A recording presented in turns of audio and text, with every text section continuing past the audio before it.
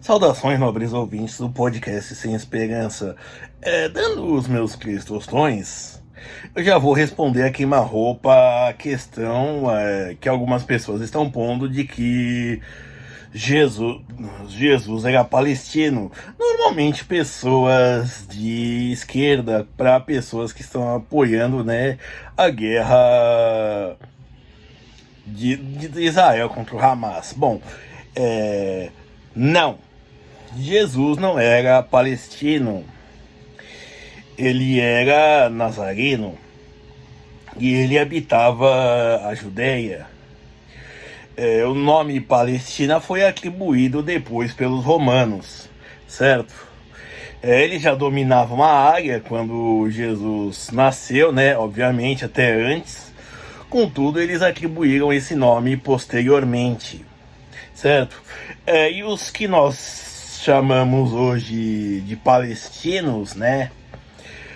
Na verdade, são imigrantes árabes que ocuparam a região, né, de Israel, por exemplo, entre outros locais, durante os califados árabes e durante as guerras árabe-bizantinas, e que ficaram lá depois do Império, com a sucessão do Império Romano do Oriente pelos turco-otomanos, certo? Dizer que Jesus era palestino seria, de certa forma, um anacronismo, como, por exemplo, atribuir, dependendo da região que uma criança polonesa nascia, a nacionalidade russa ou alemã, porque a Polônia, antes da Primeira Guerra Mundial, por exemplo, era dividida entre esses dois impérios. Ou então dizer que o Kafka era austríaco, que apesar dele ser um escritor de língua alemã, na verdade ele nasceu em Praga, na República Tcheca hoje, e muita gente o considera como tcheco, mas isso são outros detalhes. Também seria como considerar os uruguaios como brasileiros e os acreanos como bolivianos, ou até nós brasileiros, os angolanos e moçambicanos, como portugueses. São anacronismos, certo? Então, enfim, para resumir, Jesus não era palestino, apesar de onde ele nasceu ter posteriormente, isso depois dele, ter se tornado, sim, recebido o nome de Palestina, assim como, por exemplo, os gregos antigos, digamos assim, eles se consideravam helenos, descendentes de Helena de Troia, e chamavam a que a gente hoje conhece como Grécia de Hélade. Grécia é um termo atribuído pelos romanos à região e aos esses povos, certo? Ou, por exemplo, também, então, assim, do ponto de vista histórico, o Jesus histórico, eu digo, o homem que viveu por aquela região, de fato não era um palestino, certo? Um outro assunto, eu já falei de agendas jornalísticas antes, e vou repetir agora, que é a onda de calor, a segunda tentativa, digamos assim, da onda de calor, certo? E que no caso até agora deu certo, digamos assim, porque, como se diz, porque agora sim está chegando aos 37, até superando os 40 graus. E isso não apenas, como eu disse, naquele lugar no meio do cerrado, ou então no meio do sertão, onde quem é sentir era uma mandacaru, ou então uns lobos guarás, certo? mas realmente em cidades grandes. E é claro, a imprensa está aproveitando para dar uma aumentada, como é uma agenda jornalística, todo mundo em conjunto. E eu digo os grandes veículos, como Metrópolis, Globo, Band, Record e por aí vai, certo? Que já estão dizendo que tem lugares que chegou assim, a sensação térmica 52 graus, aí teve que 58, né? E por aí vai. Tudo isso faz parte de uma agenda jornalística para dizer, promover o ambientalismo, certo? O que em certa medida é sempre bom, sempre bem-vindo. Contudo, tornar a situação um cataclisma assim, eu acho que é meio contraproducente. E quando eu digo agenda jornalística, eu não quero dizer que está todo mundo se reunindo numa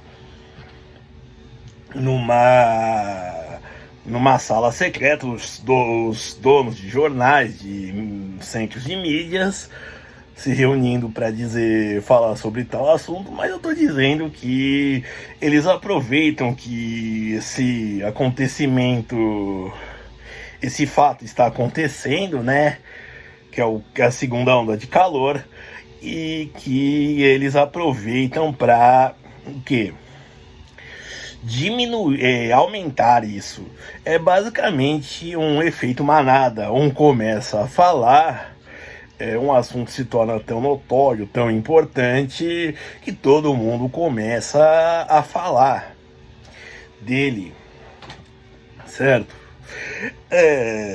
E mesmo que não haja coisa para se falar, digamos assim, como por exemplo na primeira onda de verão, fez calor, fez no inverno, mas em outras épocas do ano, em outros anos era chamado de veranico, certo? E aqui eles não têm o inverno, já estamos no outono, para eles não fica, o que não causa tanto alarmismo, digamos assim.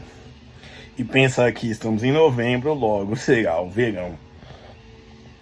E só para terminar, quando o PT e a moça do Comando Vermelho, já era sabido de longa data que, por exemplo, as Farc, que hoje são um partido político na Colômbia, ou seja, elas chegaram lá, o que aconteceu? Fazia parte do Fogo de São Paulo, criado por Lula e Fidel Castro, certo? A participação dela, de fato, eu desconheço. Por exemplo, se era uma questão proeminente ou não, né? Mas, afinal, a Colômbia em si,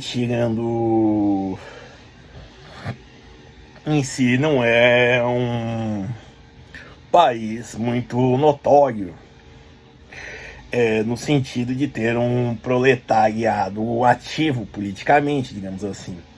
Mas assim, as Farc também ajudaram, digamos assim, a modernizar o tráfico de drogas no seu sentido bélico, certo? Como assim? Por exemplo, Fernandinho Beiramar, que foi um dos líderes que assumiu a liderança do Comando Vermelho, ele entrou em contato com as Farc, falava diretamente com eles, tanto que quando ele foi preso foi na Colômbia, escondido pelas Farc, e depois transferido para o Brasil. E ele comprava armas novas, equipamentos novos, enquanto os antigos gestores do Comando Vermelho compravam armas velhas dos policiais, como por exemplo esse caso recente de que compraram 21 metralhadoras .50 que seriam desmanteladas inutilizadas pelo exército, que foram revendidas, né? E aí vai juntando peças e faz ver quantas dá para aproveitar. Bom, então assim já se é conhecida a presença política deles, certo? E assim, em alguns casos talvez tenha até a questão de governabilidade mesmo. Por exemplo, do Amazonas. Então, assim, eu não vou nem mencionar o caso da Aniele Franco, que foi no complexo do Alemão sem capacete, porque ela é uma mulher adulta e sabe como entrar e sair dos lugares, e ela sabe que se ela não entrar com uma tropa abrindo caminho, digamos assim, ela não pode andar de moto com capacete por lá, certo? Isso é uma questão de também ser adulto, saber como entrar e sair dos lugares. Mas no caso desse do Comando Vermelho, de uma primeira dama, digamos assim, mulher de um grande traficante, é interessante que mostre que já estão juntos, já estão bem imiscuídos, digamos assim. Digo isso porque, assim, para você acessar gabinetes de certos políticos, seja a nível estadual, municipal também, se você for numa cidade grande. Mas se você for falar, por exemplo, com um secretário, até um subsecretário, você tem que enfrentar uma certa burocracia onde você tem que se identificar, certo? E como estamos falando de algo a nível federal, a menos que você seja convidado de tal pessoa, em alguns casos até convidado, você ainda tem que fazer isso. Um exemplo é aquele mugshot, aquela foto lá do Elvis com a plaquinha em 1970 na Casa Branca. Ele teve que se identificar para falar com o Nixon. Mas então, voltando. Então, no caso, já mostra que eles já estão, de certa forma, eles sabiam com quem estavam falando. O que eles falaram, não sei. Contudo, não vai ser prendendo líderes, por exemplo, que se vai acabar com o crime organizado. Afinal, é crime organizado, eles têm hierarquia, por exemplo. Então, consequentemente, você corta a cabeça, o outro, quem está embaixo, sobe.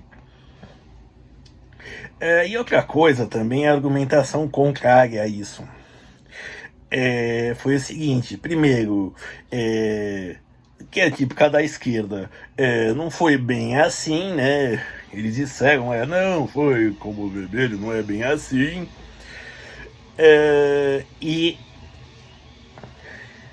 E que a direita, no caso o Bolsonaro, fez pior porque ele tirou a foto num evento com alguém que se descobriu ser um miliciano. E que isso pode acontecer com um monte de gente. Tem estelionatário que tira foto com famosos e por aí vai. E usa essa imagem para dizer que é importante. Certo? Então, assim, vai ficar sendo uma guerra de narrativas.